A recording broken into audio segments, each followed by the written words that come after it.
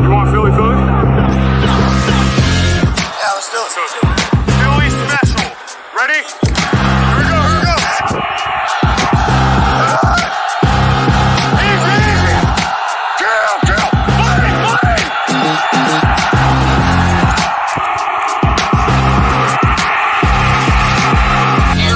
But that was a taste of what he was supposed to be.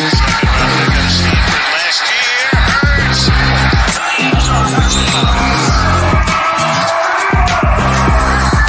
Oh, and how this will all work out. Well, I wouldn't be surprised to see the first play they don't know how to get the football to Darrell Adams.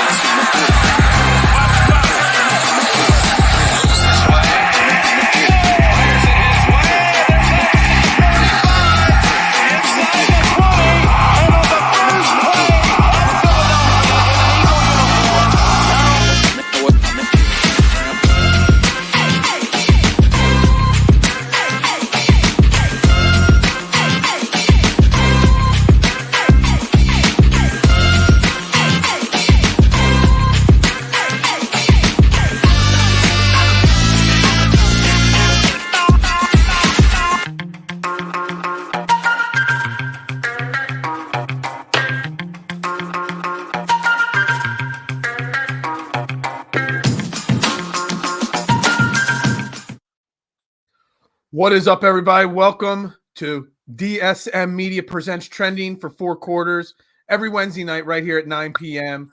We're live on Facebook, Twitter, YouTube, Twitch. You know the deal, everybody. Make sure you share it out, like it, thumbs up, tell your friends, tell your mom, tell everybody to tune on in. I've got a jam-packed show tonight. We're going to continue our football journey story that we've been doing here the last couple weeks with some of the pro-level sports agency clients and coaches. We've got Darrell Adams here. He's out in Oakland, California. He played at Division II Azusa Pacifica University. And he's been doing some really great stuff in Europe, and we're really trying to get him some good exposure here. So welcome to the show, Darrell. And thank you for joining me and taking about 15, 20 minutes of your night here. I know you're busy. Thank you for having me. I appreciate it. So I do know, I bet you were watching that intro video when we were chatting before. You said one of your favorite players growing up was Darrell Owens. That intro video had a nice Darrell Owens highlight there. It wasn't for you, but I'm going to say it was for you. Appreciate that. So just for everybody watching, tell everybody a little bit about yourself growing up, like what got you into football and stuff like that. Okay, so for me, my story is I was born and raised in Oakland, California. And throughout my childhood, it was a lot of moving going on because, of multiple reasons, whether it be, people trying to invade our homes or a lot of violence and crime around. And so my mother always tried to make sure that I was in the best situation. And, she prided herself off of making sure that, regardless of what was going on around, that I was on top of my grades and, that I was in sports, she told me try as many sports as you need and see what you get a feel for it. And so I tried baseball. I was like, okay, baseball is okay, but I really want to show what I can do. I like running. And so I got into track, and track was my first love. Okay. And by 6th grade, I picked up a football and it was at recess, and I realized I outran everybody and scored a touchdown or whatever. And I was like, hey, maybe I can do this. And from there on, I talked with my dad about getting into football, and it just took off. And so, that's a little bit about me, but, that's where my love came from. And then, I'm a Niners fan. And so growing up watching actually my championship game in 6th grade for a youth league, Jerry Rice, he came to the game. It was in San Francisco. Oh, wow. And, he told me that if I wanted to be the best receiver, I can be. And no matter what anyone tells me, I should play another position or this and that, he said, basically just follow what you want to do. And so I feel like that's been the story of my life, faced a lot of adversity. And the main thing wrapped around it was just resiliency, how to keep moving forward. And I feel like that holds true to this day. Not going the traditional route, having a successful college career, but, not getting that shot because of COVID and things like that. Okay, well, what now? am I going to just, Yeah, actually, that's interesting. I didn't even think about that there. I mean, you graduated, and your chance to go on to the next level was right at the heart of COVID there. Right. So what did that like really do mentally to you that you're like your chances now, but yet everything's shut down? That had to be pretty frustrating. Yeah, I mean, I had a lot of NFL teams, a few, about 4 or 5 that was invited me to, pro days and so forth to workouts. And unfortunately, it was all canceled because of COVID. And so mentally, I had 2 options. I could take it as a loss or as an opportunity to, okay, well, maybe this is not now. It's not, my time, but it will come. And so I looked at it, from that perspective. Okay, well, this didn't happen. Maybe there's a reason. Well, I still want to play the game of football. So what can I do now? And so that's the way I looked at it. No, that's an awesome mentality. I interviewed, I forget his name now, Alex Penchi or something like. He was a punter, FCS school out at Bucknell. He was the college punter of the year, and then COVID hit, and he was getting all these looks, and all of a sudden, because of COVID, no pro days and stuff like that, he didn't get his chance right away either. And he sticks with it too, and I love that perseverance and that drive. And I know a lot about Oakland and the area that you grew up in, and it's like I love that story saying your mom looked out for you to make sure you're staying in the safer neighborhoods, keeping your nose out of trouble and stuff like that. That shows that you come from a really good family as well. Yes, most awesome. Definitely. So I asked you, and then I also asked Vince, the player rep over at Pro Level Sports Agency, a little bit about you. He said the term that he gave me was human highlight reel. Okay, that's how he described you to me. And then Oakland Raiders. We got a Raiders fan checking in here. He's a 49ers fan. We'll let him slide on that. But it's okay. We got a Raiders fan here.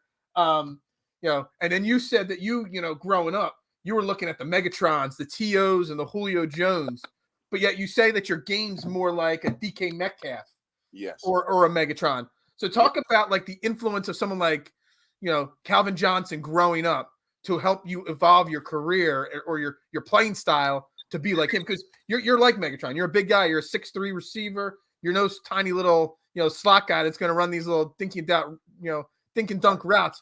You're a big guy. You know what I mean? Right. Well, I would say what Megatron, it was just watching him. I was like fascinated because it was like you got this guy who's 6'5", 230 something, and he moves like a cheetah. And before Tyreek Hill, that was the cheetah of the NFL in my eyes. And so the way he played the game, and when the ball was in the air, it was his, that mindset and mentality. I try to take that into sports, now.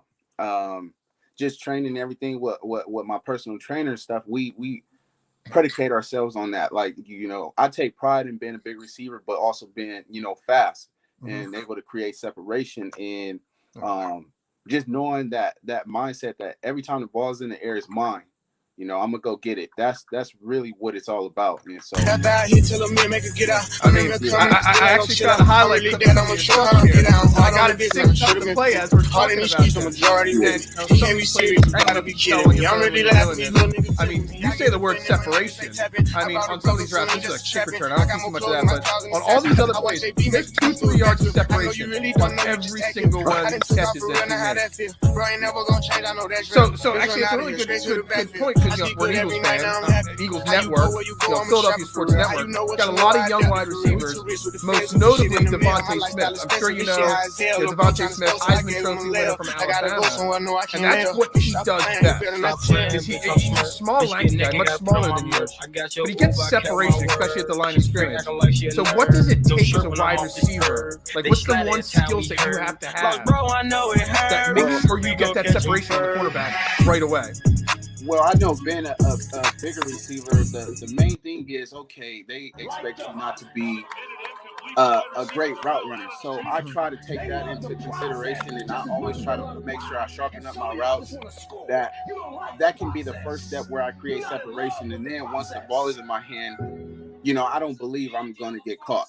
And so I guess just being a route technician, at the size of being 6'3", it makes all the difference.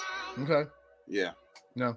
I mean, I love my Randy Moss. He's got Moss. You got a lot of segments where you're going up over these guys. I had to get out of as well. I've watched this highlight clip. like 5 times today preparing for this. So this is not new to me. I love watching it. I can watch game film all day long, and I love watching this because, actually, just watching your game tape, you're already better than 3 of the 5 wide receivers on the Eagles right now. So fucked up, I couldn't believe myself. That's why I'm not trying to trash my Eagles or anything. You're just a little deficient in the wide receiver position right now, especially the size. So you played a lot of football in your day. I mean, a lot of these highlights were coming from your time in Europe. You played in the European League with the I wrote it down here. Where is it? The Garage Giants in Austria. Yes. Last year.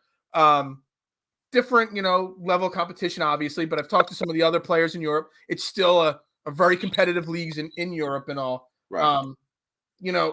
So you're a 6'3" wide receiver. The Eagles are just building their whole team around 5'7", 5'9" wide receivers. Every guy's a small guy. Don't you think most teams, whatever level of competition that you're playing at, you need a big guy and a small guy side by side. You can't have all the same wide receiver, right? Yeah, I agree. Does that affect the defense? So if you had 2 6'3" guys or 2 5'9" guys versus one of each, how does that affect the defense versus just running out the same guys out there all the time? Right. I mean, it makes them have to adjust. You got a bigger guy, okay, well, I need a DB who can match up with him. And if you got a smaller guy who may be quicker or whatnot, you just have to look at every part of their game. And I know, yes, it's nice having that quick guy, but okay, when the ball is in the air, if a play needs to be made, I need at least one big receiver to be able to do that. And you see that with every college team, there's at least one of them. And if that big receiver can be a difference maker and can make his presence felt, then it completely changes the mindset that a defense has. Right. I mean, I'm sure Alshon Jeffrey, played for the Eagles for a while, played for the Bears. Right. I mean, last year he was injured with the Eagles. He became a free agent this year. I'm not sure if he retired officially. He just hasn't been playing this year. He had a lot of injuries. But we won our Super Bowl because we had the speed guy on the outside and we had Alshon Jeffries, the big guy, who could also go downfield and make the big plays and stuff like that. But having that big guy that can go over the middle, get that 50-50 ball, get that sure first down. I mean, it's so crucial. And that's what the Eagles offense right now is missing right now. They don't have it. They have Devonta Smith, who, later in the show when I get my other guest on, we're going to be breaking down Devonta Smith film from the last game and just how great he is at separation for a small guy and how he goes up over. He's more than just a small guy. I mean, he's there's a reason why he won the Heisman Trophy. But we're really looking at, what makes him different and all, later in the show. But, you definitely need that guy that's got the size because, honestly, cornerbacks, especially in the NFL, they're not 6'1", 6'2". A lot of cornerbacks are smaller. So having that size has got to help you in the matchup department as well. Yeah, it really does. So your last year with the Garage Giants, 9-game season, over 1,000 yards and 11 touchdowns in 9 games. So everything that happens with COVID, you get done college and all the COVID stuff, then you go over to Europe and you put up those kind of numbers. Is that kind of, I don't want to say reassuring that you are who you think you are and you're capable of doing what you want to do? Well, for me, it was a humbling experience. You expect to succeed and have a successful season. I didn't go all the way over there to not put up those numbers, but I would say it was refreshing because it was like, okay, well, I just went through this situation and, I got my hopes up that I would be drafted in the late rounds and okay. But again, that mindset where what now? I have to persevere. I have to push through this. I got to make the best out of whatever opportunity God gives me. And so when that opportunity came, I was like, I need to play my butt off. I need to do what I'm here to do and show that I'm a professional on and off the field. And so that was the mindset I took, flying over there and traveling. And it was just a great experience, that I had a lot of fun. All I had to do was focus on football, no bills, no worries. And it made it a lot, more simplified for me. Yeah. I mean, going from Oakland, California to Austria in Central Europe there. I mean, that's got to be kind of like a not a culture shock, but a wow moment, like total different ball game. Culture-wise, I mean, I spent a couple months in Europe, never in Austria, but I know for a fact for me, when I was 22 in Europe for 3 months, I learned a lot about myself and a lot about the world because it's not all just about little Philadelphia. There's a whole big world out there where everyone has different cultures and ways of doing things and all. So, I'm assuming you learned a lot about yourself and also the world doing that. I did. I definitely did. It was an experience I wouldn't take back for the world. Yeah. Outside of Austria, with the league you played in, I mean, what are the other countries that you got to experience and play in? So we traveled up to the Czech Republic and just different areas of Austria and okay. I was supposed to take a trip to Italy and Greece and all that, but it was so strict with the COVID procedure. I was just like, I'm not dealing with the protocols. I'm gonna stay here. I'm gonna venture out around and see, a lot of historical things. But I'm a homebody kind of, so I didn't venture out too much. All right. So you're back in the States now. Vince said that you're on a lot of USFL, radars right now. And NFL, radars, for next season or for the off season and all. So what's your next step? Depending on which things, like, may you go back to Europe, or you're going to check out any of the indoor leagues, or are you just focused on USFL and NFL right now and trying to get a job in one of those two leagues?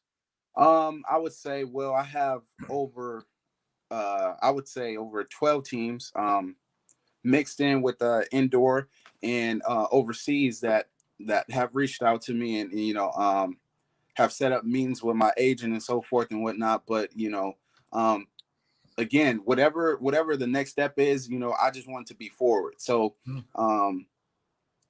my ultimate goal is NFL or the highest level that I can compete at. And so however that looks, whatever it takes to get there, I'm gonna get there, whether it's indoor, and I have a good season indoor, and from there another opportunity springs, or whether it's going back overseas and and just making it happen again, and then something springs from that. I just want to keep moving forward and ultimately make it to the highest level.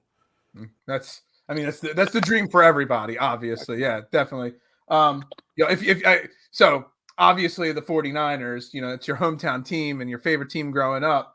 Is that a dream to play for the 49ers? Or do you just don't even have a dream? Like, you're not saying I want to play for my hometown team. I just want that shot on any team, but it would be a dream to play for the 49ers, obviously, right? Yeah, it would be a dream to, even though I'm a Niners fan, to play, in Las Vegas for the Raiders or to play for the 49ers. That would be huge because, half of my family is Niners fan, half is Raiders fan.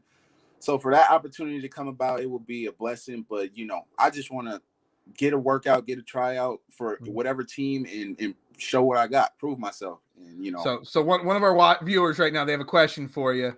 They want to know, as a receiver, how much time do you spend talking to cornerbacks and watching them, how they handle playing against other cornerback or wide receivers? That's something with the Phillies or the Eagles right now. Darius Slay has been taking a lot of the young wide receivers under his wing and teaching them things and stuff like that. So do you do similar stuff there? Work with the cornerbacks and pick their minds on what they're doing? You will be surprised. All my life playing football, some of my best friends besides the quarterbacks have been the DBs. Okay. And because once you know what they're thinking, pre-snap and post-snap, it makes the game so much more easier. And so a lot of DBs, I'm studying in Europe. I was watching film on DBs for about 2 to 3 hours a day. Okay. And sometimes more, especially with my offense coordinator. And then we had another import guy, Juwan Hayes, and he played arena football before and everything like that. And so I would always pick his brain about things. Okay, if I see this, if he's playing this technique and this shuffle technique, how should I adjust my route? What can I do? And I went against him, every day in practice. And so it was always a higher, level of competition going on in meetings and on the field. And so, yeah, I would say it's very crucial that offense and defense, that they sometimes intertwine and pick each other's brains. Yeah.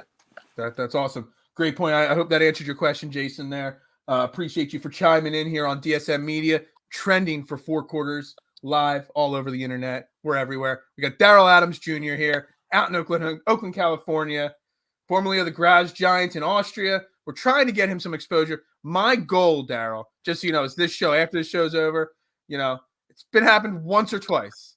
Not many times. I've been doing this for a couple of years. A couple times, T.O. has checked in on some of my shows. My goal is to tag T.O. in as many of these clips of this show as possible and get T.O.'s eyes on you. That's my goal right there. Yeah, that would be epic. That would be crazy. Dude, I almost had him on a show because, his bitter enemy, Donovan McNabb, blew me off last year. He was scheduled to come on a show, blew me off the last second. And Tio's like, well, I'm going to have to pick up, obviously there's that bad blood there. But, again, thank you so much for coming on the show. I greatly appreciate everybody. Darrell Adams, you can find him on Twitter at _Darrell Adams 9. Again, he played in Europe for the Garage Giants. He's trying to get a spot on a USFL team, an NFL team, indoor leagues. Let's spread the word, and let's spread the word for all the pro level sports agents, clients. They got a lot of great young men there, and a lot of great player reps. Vince has been just feeding me constant players to interview and get to know. And I love talking to all of you because you all have different stories, but you all have one thing in common, that you're all putting a hell of a lot of work in and working your tails off to get to the highest level possible. Yeah, most definitely. I appreciate it. I appreciate you, having me on the show. It means a lot. Yeah, no, I appreciate it a lot. And again, we'll be keeping up on your career. I'm gonna get To to see, to find you and get some eyes on you. That is the goal right there. So everybody, thank you very much to Darrell, and good luck this the next couple weeks, couple months as you try to sort through all the offers and different things for your rest of your career here this year. Thank you. I truly appreciate it. Thank you very much, and have a great night. You too. Thanks. All right, so that was Darrell Adams there. Excellent interview. Excellent young man. The Raiders need a wide receiver. Didn't they just pick up Deshaun Jackson? I don't know. And Deshaun Jackson's past his prime. This kid's probably 22, 23-year-olds. If you're watching Jason at the beginning of the episode, I had his highlight reel up on the screen, and it was, for a 6'3", 230-pound wide receiver, the guy's got some ups and the guy's got some separation. Pretty amazing to watch and pretty fun to check him out. And it'll be fun to, follow along his career. I'm trying to wait here for our second guest to come on here for the night. Hold on. Let me just get him in here. All right. So we'll be getting him in a second here. Excellent young man. There's a lot of great talented players that are playing in Europe and playing in these indoor leagues. Out there he is. My man's back for round two. Round two, John, let's go. Yeah, what's up, my friend? At Solo2453. I had some fans on last week, and you stuck out. You did a great job, and I wanted some one-on-one time instead of spreading all the love around to everybody. I needed some time with you to really talk Eagles and really dive into this team. So how you doing? I'm doing good, man. Got to spend a little time with my son tonight and talk some football. So I'm fucking ready to roll, man. That's all about. Spend time with the son, talking football. That's all there is to it, right? American dream right there. That's the American dream. That is the American dream. Me, I like to talk football, basketball, baseball, but it all comes down to football. That's all baseball really too, man. I'm a huge. So hey, I got to ride the tail wagon a little bit. I'm a huge Braves fan. Yeah. So you're one of the 4 Braves fans that are in the world. That's why the bus at the parade sped 90 miles an hour down the road. Hey, we ain't won in 26 years. So you know what? The one thing I would say, obviously, as a Phillies fan, hold on, my Phillies hat's not in here. I got my Sixers hat, my Eagles hats, college hats. I don't know where my Phillies hat is. I got Jim Thome on the wall behind me. So I can see him back there. You're good. Yeah. I always go back to the Greg Maddux, John Smoltz era. And I mean, as a Phillies fan, I still respected the hell out of those teams because they were so talented. But I forget whether it was the World Series you guys lost in the 90s or won in the 90s, but you couldn't even sell out your stadium in the World Series. That just told me all I needed to know about Atlanta Braves baseball fans. That's embarrassing. It was awful, man. Like the Turner Field for some reason just could not get fans. And I was blessed enough to grow up in the 90s to get to watch. I've seen Tom Glavine pitch. I've seen Smoltz pitch in person many, many times. Steve Avery was our 4th pitcher. He was really good. I mean, he was a really good pitcher. SunTrust Park, Kevin Millwood after he moved on. Truist Park, though, man. I'll tell you, the Braves fans showed up this year for this team, and we had a lot of sold out stadiums. It's really good to see. I think the fans are buying back in, and we had some ownership change. We had a lot going on, but man, it's cool to see the team win. And I grew up a big Andrew Jones fan. He's my favorite player of all time, and because I played center field in high school. So but I don't want to get off the rails a little bit too much. We're talking baseball. I was ready to just continue on with baseball and more baseball. But man, I know. Let's focus on what we're supposed to focus on, the Eagles. Tough loss last week, against the Chargers, 27-24. Got the Broncos in Denver this week. So I haven't really gotten your thoughts on last. I was at the game last week against the Chargers. Yeah, I saw that. You get a little different perspective in the stadium versus watching it on TV. But I would love to get your thoughts on what you saw last week. Yeah, man, offensively, very encouraging. Didn't like how the first drive started out. I thought, oh shit, here we go. 6 passes, 1 rush. I wasn't very happy with that, but Sirianni seems to have found his sweet spot with what he wants to do and what he feels comfortable calling, which is good because as a fan, you want your coach to feel like he's in his zone, right? You want him to feel like, especially if he's the play caller, because what we knew with Doug, 4th down comes, we're going for it every single time. Like we already knew what to expect. With Sirianni, we're not quite there yet. So the last 2 weeks have been really encouraging. And I honestly thought he coached a really good game. If Hurts makes those 2 passes, we're talking maybe something a little different. The defense is in a different situation. So I'm sure we'll get to Hurts later on, but overall, very proud of the offense. The defense is another fucking story. Holy shit. We got to talk about that too. Hold on. Let's see here. I'm gonna queue up some clips. I got 2 highlight clips here for the show that we're gonna bring up. Give me 1 second here. This is just one play, but this one play kind of epitomizes. We got entire defense. Do it. This play epitomizes everything about the defense, and I showed it on my morning show today. This play, but just watch this play. 2nd and 11 from the 50. Right? About 10 minutes left in the second quarter, and I'm just trying to figure out what exactly we're trying to do. The tight end here. I mean, as you take a look at the play, you see this long completion. They get a 1st down here, but you're going to blitz TJ Edwards. That means Derek Barnett's going to try. Beginning real quick.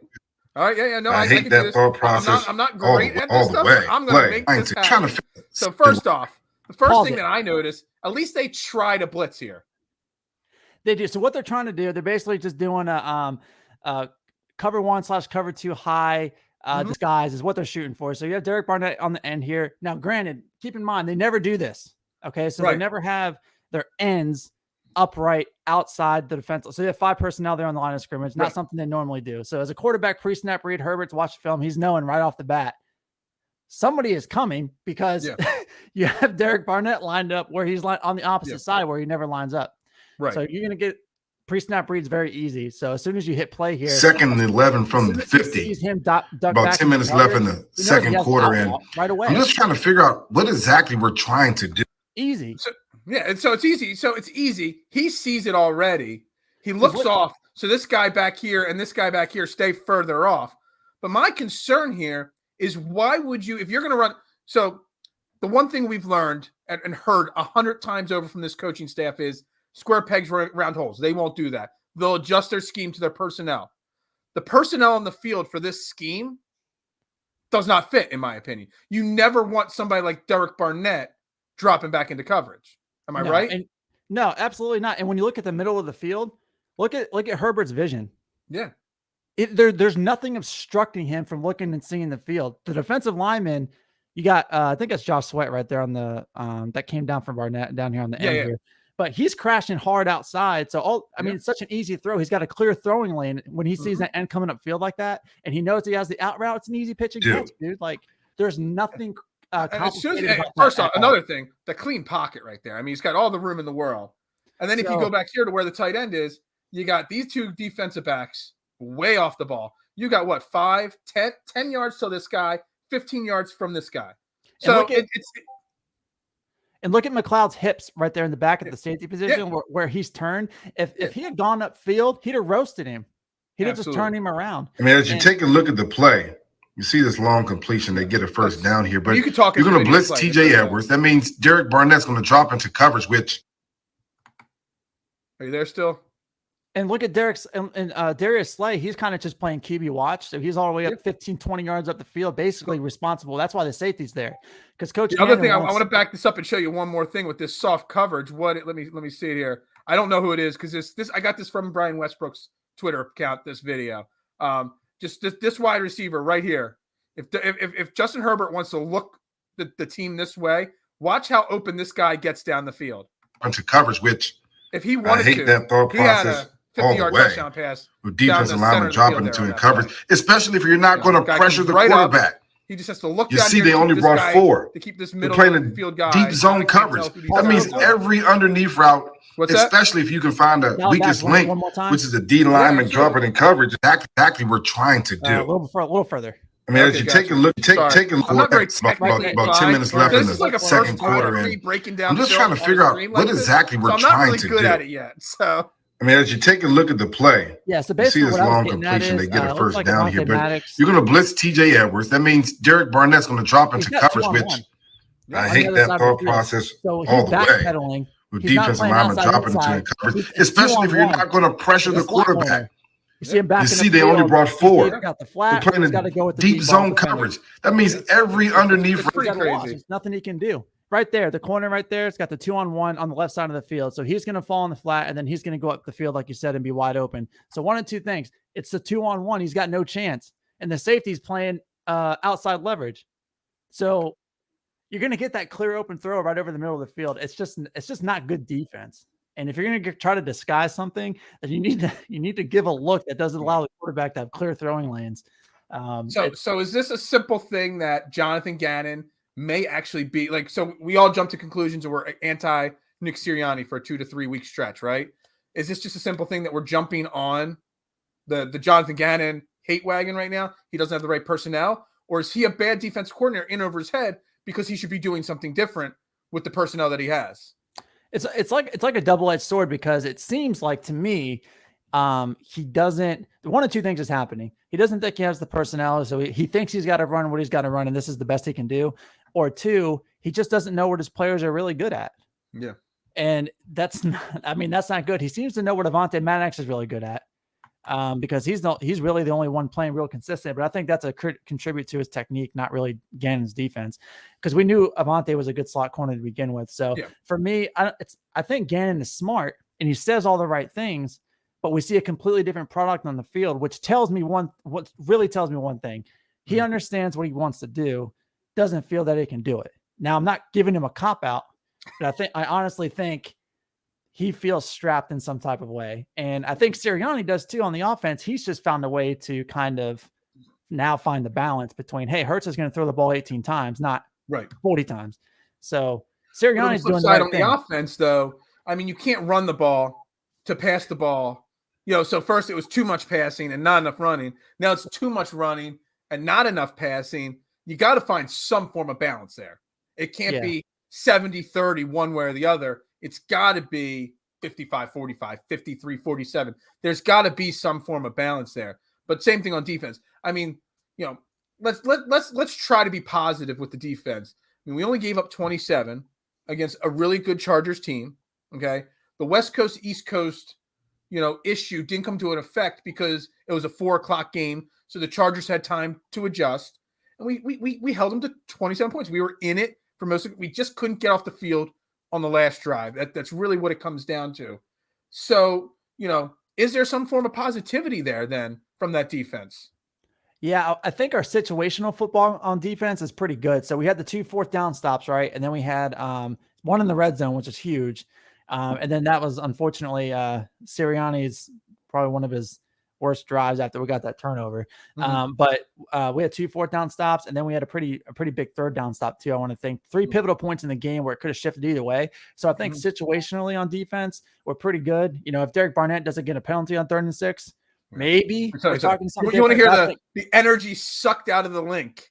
That penalty sucked it out right there. And we all knew they were making that. We were hoping they were going to stop him on 3rd and 6. Once it got to 3rd and 1, we knew they were getting 3rd and 1. It was the Kerry Williams in 2015 penalty all over again, to get the sense that, I mean, that's basically what it felt like, because you're just like, holy shit, dude. Like, it wasn't even the 5 yards at that point. It was more or less, dude, here our opportunity was at 3rd and 6. And we blew it basically. Still got him to 4th and 1 and almost made him punt. I was thinking, holy shit, they're going to kick the field goal here. And we're going to get the ball back. My buddy was like, let him score. I'm like, they had one run up the middle that they almost let them break that one. They, in hindsight, maybe they should. I'm never one for that, letting the team score. No. You just don't do that. But there's been 1 or 2 coaches here or there that have done that. But against that.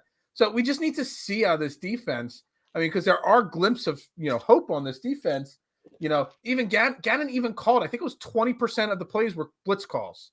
Not I great don't know blitz where. calls. What? I don't know where the blitzes were. It's because he's calling that play that we showed. That counted as a blitz, even though you only blitzed 3 guys and dropped 7 back, or 4 guys and dropped 7 back.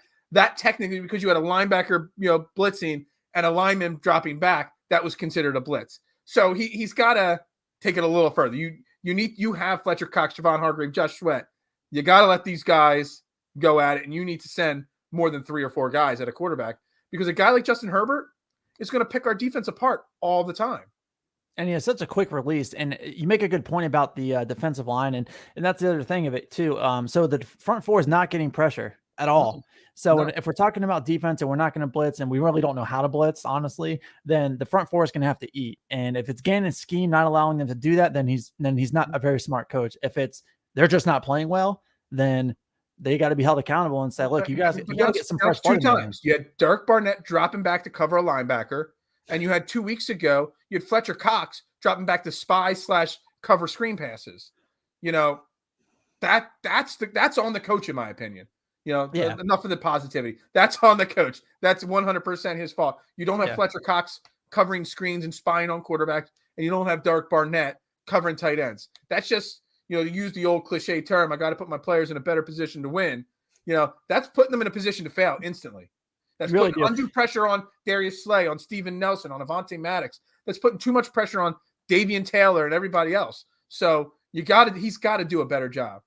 Yeah, and Trey Edwards, I thought, played a really good game, and I thought he was really all over the place, especially in the run game. We did really good against the run. So if we want to talk about something positive, we had a really good game against the run, especially really the first 3 quarters. So I think we played really well run defense. Fletcher Cox actually had a really good game in the run. That's not really being talked about. So he really did show up there, and we need him to show up somewhere. So if it's not going to be in the pass rush. Let's be honest. The Eagles defense used to be known as a run stopping team with issues in the secondary. And we've been getting run on a lot this year. 200 yards against Kansas City, 160 against Dallas.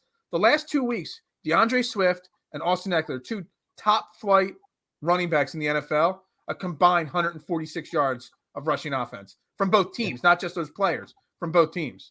So that's showing some progress on the run defense part of it. So that's good. We just, need to do better all around.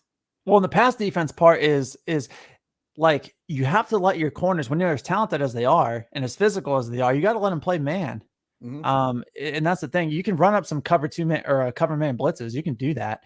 Jim Schwartz loved to do that shit. I would love to have Jim Schwartz back this season. Man, because I bash Jim Schwartz nonstop, and I am the same way. I am ready for Jim Schwartz to come back. I had the hashtag Fire Schwartz all last season. Now I'm on the Fire Jonathan Gannon bandwagon. What I liked about Schwartz was he was very consistent, whether good or bad. You knew every game you weren't going to run on us. Wasn't going to happen. And then you knew, unfortunately, he'd play sticks on 3rd down. So get it. Very frustrating. Honestly, outside of sticks defense, I had no problem with Jim Schwartz. It was just the sticks defense that I had an issue with. And you know what? I would have taken sticks defense on Sunday, because this defense wasn't playing sticks defense. They were playing sticks plus 5 yards back defense all game long. And let me tell you something. These soft zone coverages, cover 1-2s, whatever you want to call them, that they play, when you see it in person and you see every receiver that catches a ball have a 5-yard circle around them, you see it on TV, but when you see it in person, it looks like 10, 15 yards all around them. And it was so mind-boggling and frustrating that you feel like they're just letting them complete. They're trying to keep everybody in front of them. I guess that's his defensive style. Keep the ball in front of you. Don't let them get behind you. Problem is that Dinkin and Duncan style still scores a lot of points. And that's why I love Jim Schwartz's philosophy. He didn't care about yards, because that's what we're talking about right now. You're either going to throw it 50 yards over our head, or you're going to get 50 yards dinking and dunk it because you're getting 10 yards after the catch. Yards are yards. So you got to play your defense. You got to use your players' talent. And right now, the defensive line, so to speak, because we're playing soft-ass coverage, the defensive line is not disrupting any throwing lanes at all. They're not getting their hands up. How many batted balls have we had this season? Have we had any? I don't even know. I don't know. I can't recollect the last time I saw one. The quarterback's throwing lanes are just so simple. They can see everything, and it's very frustrating. So if you're going to do that, and then you're going to play soft ass coverage, you're going to get dink and dunks to tight ends and whoever else is open. I mean, they're wide open. I've just never seen something like this. So with this defense, let's translate it to this week. We got the Denver Broncos. We're going to Denver, the Mile High City, thin air. There's that theory that we're going to be tired. The thin air is going to affect their, conditioning and stuff like that. But we're going up against Teddy Bridgewater, who is Mr. Dink and Dunk. He's got over us. We're on pace to set the record for 75 plus completion percentage as a defense. This guy's averaging over 70% this year already. And he's played some really good defenses. Yeah. Dude, our defense is setting Teddy Bridgewater up to look like Joe Montana this weekend. Yeah, you took the name right out of my mouth, Joe Montana. That's exactly who he's going to look like. Yeah. He threw a ball over the kid in Dallas's head. Nice ball. Right over his head to some no-name receiver. I can't remember who it was, but I was just like, man, that's a nice throw. That DB for Dallas, Diggs, he's had a pick in every game or something like that. And Bridgewater just threw a ball over his head a few times. I was like, that's not good for us. So Teddy Bridgewater, he doesn't he's 2 300-yard games this year. Most of his games, he doesn't throw for big yardage. No, he doesn't turn the ball over. He dinks and dunks. They've got 2 really good running backs in Melvin Gordon and what's the other guy's name? Jonathan Williams. Javonte Williams. This is another game where they're going to just control the clock. They're going to, dink and duck, run 4 or 5 yard runs and stuff like that. And it could get out of hand. So can the Eagles make adjustments? Can Jonathan Gannon make adjustments to stop this team? I'm at this point, there's no confidence in me that they can. No, the only thing they have going for them on defense is Bridgewater is I don't want to say he doesn't see the field extremely well. He's a very 1, maybe 2 read quarterback. He's not going to go through his progressions and stuff. So if the Eagles are allowed to play somewhat aggressively on the defensive side with their DBs, maybe they can get a pick or something like that. But I think that's as good as we're going to get. We're going to see a lot of completions this game. Bridgewater might be Derek Carr. Whether that translates to anything, I don't know, because Bridgewater is very smart. He's athletic enough to do some things, and he throws with 2 gloves. He's got 2 gloves on his hands, which is I don't know not many quarterbacks do that either. Man, he's gonna have the warmest hands. So all I can say is I think he's gonna have a good game. The Eagles' chance defensively disrupt the throwing lanes because he's not a very tall quarterback. Get the hands up. You gotta start doing that, dude, because you're just not good enough on the back end to be. Absolutely. Well, our coach isn't allowing them to be that good. We could be, but they're just not being given that opportunity. So you've got to do something. I agree with you 110%. The only hope is, Bridgewater gets hurt and Locke comes in and we can get some turnover. Locke's in COVID protocols right now. Okay. So he might not even play. I think he's got a chance to be ready, but he's still listed as out for C-19 online right now. Well, yep, it's TB then. That's just we gotta disrupt the throwing lanes, and if we can dial up some blitzes and play man, that's what we got to do because they're decimated at receiver, dude. If they can just this is the game right now. If you want to play some press, to do it. Yeah, they're wide receivers. Cortland Sutton, he's a good receiver. Had a good year before. He's struggling this year. Jerry Jeudy just came back from injury. He's not lighting the world on fire yet. Timothy Patrick, I don't know. How did we do against Hunter Renfrow? I don't even remember. Didn't Hunter Renfrow have 400 catches against us from the Raiders? Timothy Patrick is basically the same kind of guy. Yeah. I worry about that. And I also worry about the fact that, Maddox and Slade didn't practice today, and they're questionable for Sunday. Most likely at least one, if not both of them will play. But, I just don't know if I have a lot of confidence going into Sunday. At least we saw some form of progression with the offense, with Nick Sirianni, with Jalen Hurts. Whether it's great progression or not, at least it's some progression. We are not seeing any progression. If anything, we're seeing regression with the defense. And that's very concerning. Going into, for the positive people out there that think we still have a chance at making the playoffs, that's not a good thing in a winnable game that we kind of would need to win if you want them to make the playoffs. Yeah. And the difference, I think, in philosophies, so for example, I hate to keep saying if Jim Schwartz, but it's kind of just using that as a comparison. If I think if Schwartz were the defensive coordinator this year for this Broncos game, Slay wouldn't be playing. I would not play Slay this game. What he had looked like going on was his hamstring. I'm just, when you got burners out there like Sutton and Jeudy, I'm just not putting him out there to make it worse. I'd bring Tay Gowan up, let him play some corner, and just see because you're playing zone anyway. If you're not going to play man, Tay Gowan is an excellent zone corner. I think that'd be a good time to start him and give him some I mean, Zach McPherson made a little bit of, he was on the field. I don't know if he really made a play or two, but he was on the field when Slay went out. Yeah, you got the young guys. Give them the shot this week.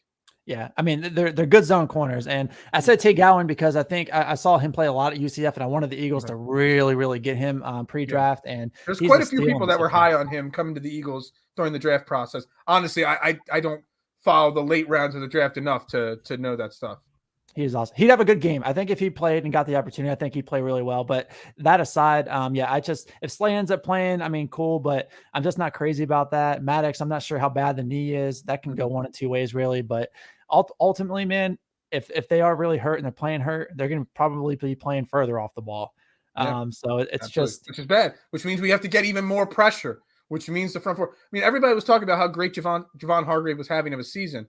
What has he done in the last 2 or 3 weeks? I mean, he's basically disappeared at this point. Yeah, and what they're doing too is getting Milton Williams involved more, and doing that, it's kind of taking away what Javon Hargrave's been doing really well, because Milton's technique is different. So when he comes into the game, it's really just push the pile forward on that interior. So if he's doing that, then Hargrave's probably stunning, or he's kind of reading the quarterback, because that's kind of what Gaines' defense is doing, and that's why Fletcher's pissed. So he's really not just bull rushing up the field. I think if Hargrave were in Schwartz's defense, he'd be eating all day, I think. But it's just two different things, man. And it's just a very conservative defense. And the fans better get used to it if they're not now, and understand that unless we get a turnover or, one of our guys go out and physically make a play, they're not going to be coached into it. They got to go out and make the play. So if they don't do that, this is what we're going to get. So, all right. So the Eagles offense against the Broncos defense. I mean, the Broncos defense, even with Von Miller out and traded, last week, they pretty much locked down Dallas. Dallas got 2 late touchdowns late in the game after it really didn't matter anymore. I mean, for a team that's a decent team, but not like a major contender, the Broncos defense is still really, really good. It almost, we started running the ball a little bit, but this is going to be a week where you might not want to run the ball so heavy because they stopped the run.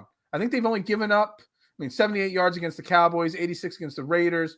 They've had one really bad game where they gave up 182 yards to the Browns.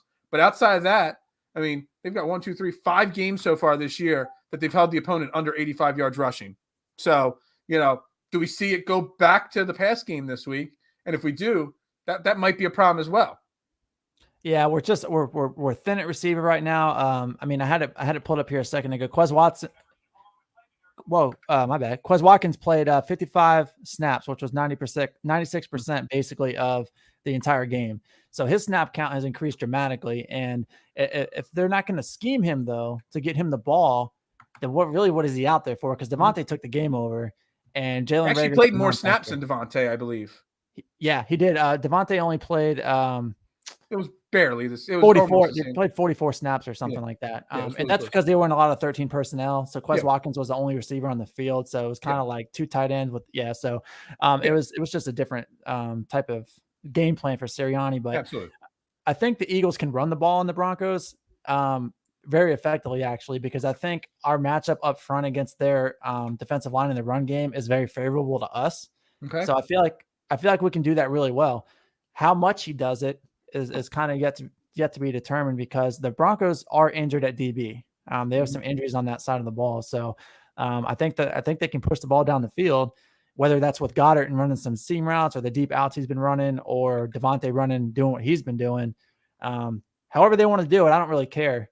But I think they got to get Goddard going, and they got to get the run game going, because that's kind of how Devontae started to get open a little more, because they started playing up. They're creeping up the line. Yeah. And that's actually a great segue right there, because you talk about how open he is all the time. He's open all the time.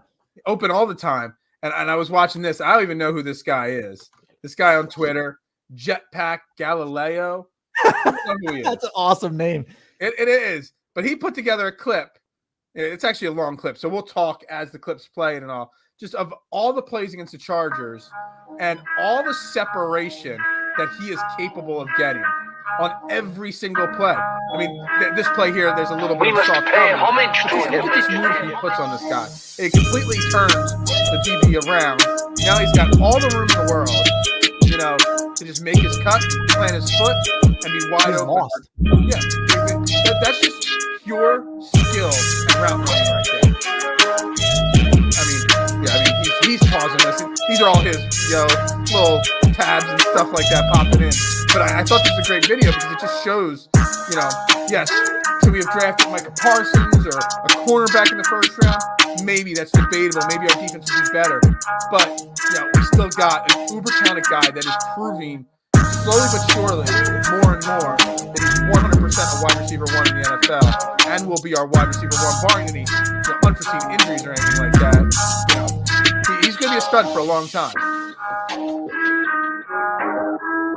Yeah, he's pausing this. And look at this. The fake cut up inside, goes outside, wide open again.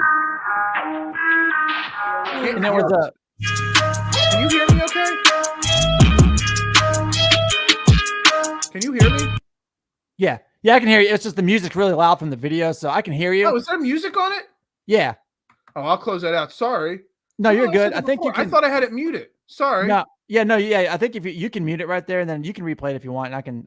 Sorry, I closed it out. It's all good. Sorry, I had the tab muted. I thought the tab muted stopped the music from playing in the video. My bad to Philly the pod and everybody and Jason that said that. I thought I had it muted for that one. Guess not. Again, I'm not good, man. I can't do that stuff. Yeah, no, you're good. Really, the only thing I had was, as we go here. If you look at the ball on the break to the sideline that Devontae ran, that out route there to the sideline, look how late that ball gets to Devontae. Yeah. And then if you look at the comeback too, where you just completely turn him into a blind guy, his eyes were lost. Devontae had him so lost. By the time when he cuts back at that ball, you can count 1, 2, 3 before the ball's even thrown to him. And again, so if Sirianni's scheming these plays for Devonta Smith to get open and get the ball in his hands, and Hurts has to give him the ball when he turns around and out of his route. Because if he can come back to that ball and just start running upfield, that's yards after catch. So he's very good at that. When you allow the DBs to come back into the play because the ball's late, then you're not getting as much production out of Smith. And I think fans are getting frustrated because they're not seeing that yard after catch ability. But a lot of that is because of the late balls. It's just, it's right there on film, especially the sideline ball. The sideline ball is awful. That ball should have been on him as soon as he had the DB turned inside. He was going to break, so you got to get him the ball.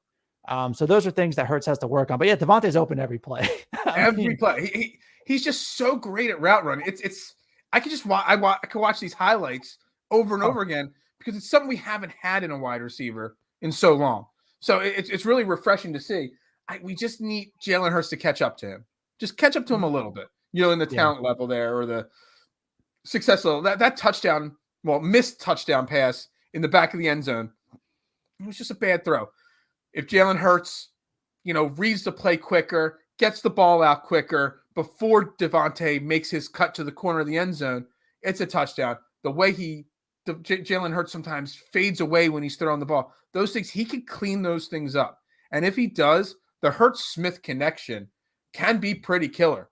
Going forward. Yeah, it can. And you can tell, when guys talk about what is NFL speed from college to NFL, is the game too fast, that type of thing. Yeah. You can tell by watching Jalen Hurts and Devonta Smith. Devonta Smith is his speed to the game right now. He said, he hasn't lost anything. He jumped right in and he's right there. But you can tell that Hurts is clearly behind with the speed of the game. And you see that with his late throws, not seeing the field well, things like that. And again, I feel like I'm being a dick by being so critical of him, but it's just, man, it's the realistic factor of this is what he's doing. And I'm just trying to call it out. It's a valid thing to call out. And it's something I've been trying to call out, but also trying to stay positive and knowing the situation, big picture. Honestly, Jalen Hurts is here for this entire year. Honestly, Jalen Hurts is probably our starting quarterback next year as well. Is the rest of this year and next year, do you think Jalen Hurts has it in him to take the next step, if that's the way you want to phrase it, or to become a viable, not any doubt in your mind, starting quarterback in the NFL?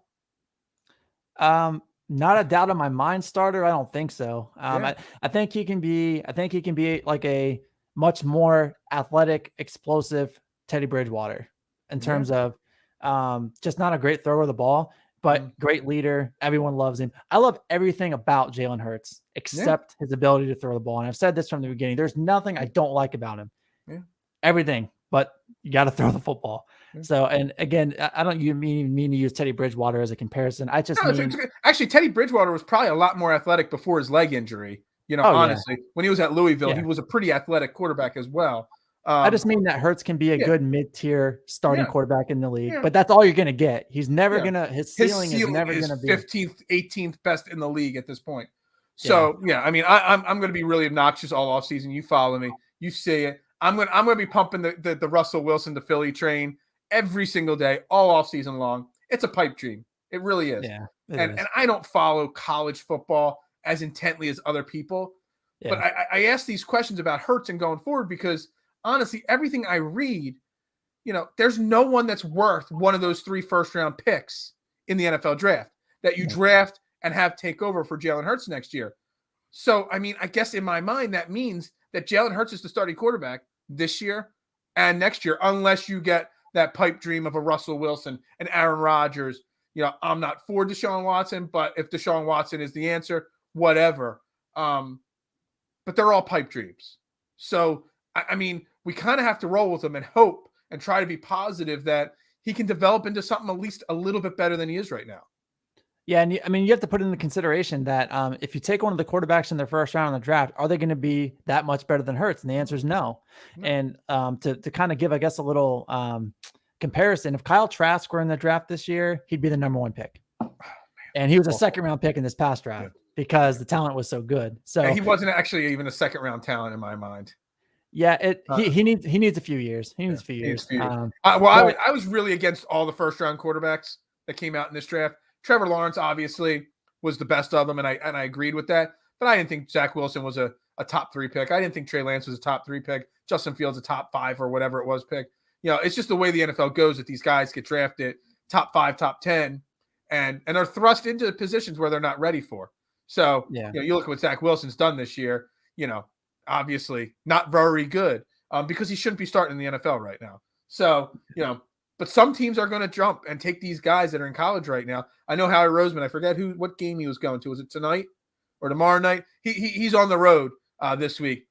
Checking out. I think it's the Pittsburgh game, the Pittsburgh quarterback, and whoever they're going up against, or Pittsburgh or Cincinnati. I forget. And that's just the way Howie Roseman runs his organization. It's quarterbacks. You go for the quarterbacks in the big play, but these guys are not worth it. And I do fear that Howie Roseman jumps the gun and takes one of these guys with one of these picks. Yeah, and you just have to hope the scouting department is smarter than he is and can make him not do that, because if he does, he'll regret it severely. And the worst option is trading for a quarterback and giving up 2 or 3 first-round picks. And now you have no talent to add to the team. You're getting a quarterback who's probably in his 30s or whatever the case is. If you're going to get someone who wants to win right now, and the Eagles aren't ready to win right now until they get that defense figured out with more talent or be a smarter coach, the team isn't going to go anywhere. You can make the offense as good as you want to. You're not going to be able to outscore Tampa. You're not going to be able to outscore, I don't know, New Orleans is kind of on the fence, but some of these higher scoring teams or just well-coached teams. The well-coached teams are situation of football, the Rams. So I don't know. Maybe the quarterback solution next year for the Eagles, that they're looking at the market, isn't anyone we even think. It could be Jimmy freaking Garoppolo. Who the hell knows? There's no telling. That's actually not a bad idea. I like that idea. He wins when he's not hurt. He wins. Yeah, so absolutely.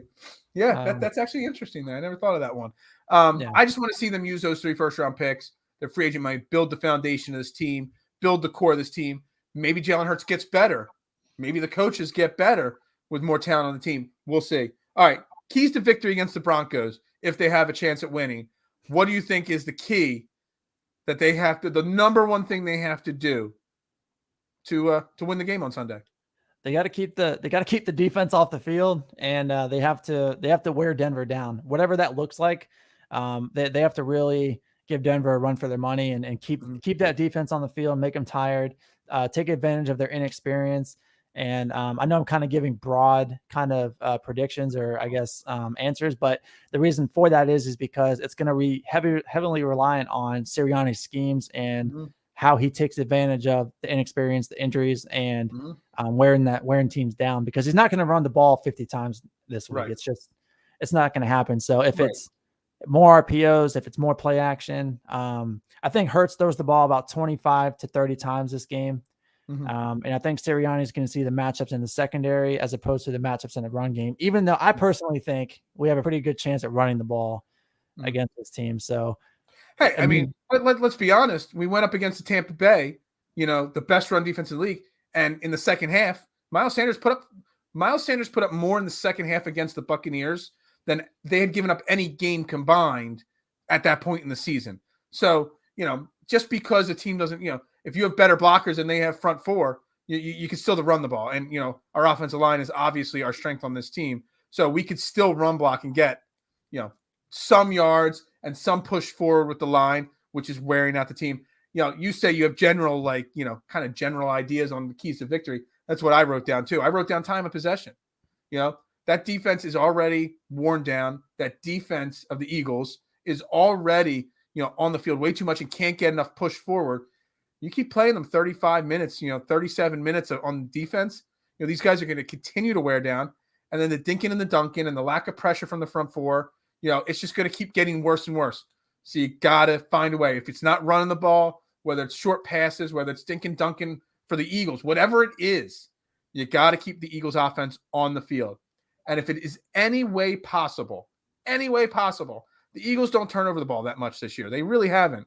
If you can just win that turnover battle by one, I think it makes a huge difference. We were sitting in the stands on Sunday, in the fourth quarter, like, dude, if they could just get one interception, one turnover in this game, we can win this game. If they could just get one, that's all it takes. Well, and that's the thing. So it doesn't show up on the stat sheet, but we had 2 4th-down stops where we got the ball back. The problem is, I'll even take it a step further. Our special teams is doo-doo. So we're starting every single freaking drive on the 20-yard line, the 15-yard line. Our defense gets the big stops, but we're getting them on our side of the field, so we're at the 10-yard line. So we have that better field position. Our punter is awesome, but man, we got to do something on special teams. Like special teams, man. They activated Jonathan Hightower last week. They didn't put him on the field really hardly at all, in the wide receiver game, but they had him back there running kicks. And the first kickoff, I'm like, oh, that kick's not making the end zone, but it ended up being like 3 yards deep in the end zone. He takes it out, and the dude just ran an awful route out of that end zone, and it just started from there. He only ran 2 kicks off, and then they pulled him from that position already. Well, so and that's coaching, right? Why are you going to put a guy back there on a kickoff return who hasn't ran a kickback all season? Well, that was actually the opening kickoff of the game. He hasn't been on the field, period, for the entire season. And the first thing you do is you make him run the opening kickoff out. Yeah, that's bad coaching right there for sure. It's awful. I mean, have Quez out there running. I mean, you've had multiple guys doing these drills in practice with the kickoff return. You got to get the ball to the 30 sometimes. I mean, help the offense out a little bit. I mean, that would be nice, So I think that's another aspect of it too. I mean, if you really look back the last few weeks, really the whole season, honestly, freaking field position has been terrible. If you look at the Falcons game, our field position was very good. Yeah. And that played a big part in things, but yeah, that's got to be better too. That would help. Yeah. It would help a lot. All right. So prediction for Sunday. What do you got? That's tough, man. All right. I'll get you think for a second. Okay. I'm going to go. I had them losing this game to start the season. I still got them losing. I got it. Another close game, more progress coming out of this game, but I got a 24-20 Broncos win the game. I just don't know if we're going to be able to anytime. I think we can hold them to 24, 23, 24, somewhere in that range. But this offense is just not capable against a good defense of putting up more than, 2 or 3 scores, in my opinion. So I got 24-20 Broncos. I think it's going to be a snooze fest, man. I think it's going to be kind of a boring game. Yeah. I'm not sure Hurts is ready for that atmosphere. What I mean by that is that that weather is – dude, when I went up there for my brother's wedding in Denver, I walked 3 blocks around the freaking downtown Denver, and I was like nose bleeding and like winded. Like if you're not used to that stuff, granted, I'm not an NFL athlete, but if you're not used to that stuff, that can actually play a factor, man. So if it's some kind of shootout, I don't think it's going to be that. I think it's going to be like, I think that I got the Broncos winning. I'll go Broncos winning 19-16. Wow. Even lower scoring than me. I thought about going that. I thought about 21-17 and stuff like that. I always write down multiple scores. I try to be positive, but yeah. You look at all their scores last week. Even the Broncos don't put up much offense. I mean, they've only scored 30 points once all season last week. They've only scored over 26 points twice all season. So, they're not a high-powered offense. They don't score a lot. They control the clock. They run the ball. They dink and dunk with the passing game. And that's stuff that we don't do well and stop well. So, yeah, I really don't think we've got a huge chance at winning this week. But after the Lions game, after last week against the Chargers, we could still see some progress with this team. And that's all I really want. I want to see progress. I want to be able to come on here next week and be like, we saw this, this, and this. That's a positive that we could take away from the game and continue to move forward, because we've only got one more tough game next week against the Saints. And then that super easy stretch of that schedule comes where, some wins can happen. Some positivity can happen around this team. And, I put up a tweet earlier, players trending upward type thing, just to kind of throw some positivity out there and keep in mind there are some players that are still progressing in a positive way. Trey Edwards, Devonta Smith, Milton Williams, Jordan Howard. Those are guys playing really well right now. I did have a turning downward, but I want to get into that because it's kind of negative. But there are some guys doing some good things. It's just it's very hard to really see what this team's going to do because we think Sirianni's kind of figured it out. And we're right now as a fan base hoping he stays the course. And if he does, we're going to be in games. But on the defensive side, it's just so hard to really get a gauge on what it is we're to expect because, I mean, Teddy Bridgewater is going to turn into Johnny Unitas on Sunday. And I mean, it's he's going to run and gun. And, I'm just going to be shaking my head oh my God. Yeah. So, no, hey, it's going to be interesting. And I like 4:00 games. I like the timing of them for watching them, doing post games and just focusing on them. So it'll be a good game. It'll be a fun game. But yeah, I mean, it's not going to be a win. Will we see Jonathan Gannon get fired before the end of the season? No chance. Zero. No chance. I think if he gets a stinker, 2 or 3 more, you're going to start seeing more and more pressure for change. But yeah, I don't think it happens before the season's out either. Yeah, and I don't think Sirianni, even if he just doesn't care for Gannon this year, just from a team chemistry standpoint and really a locker room thing, I think the players like Gannon.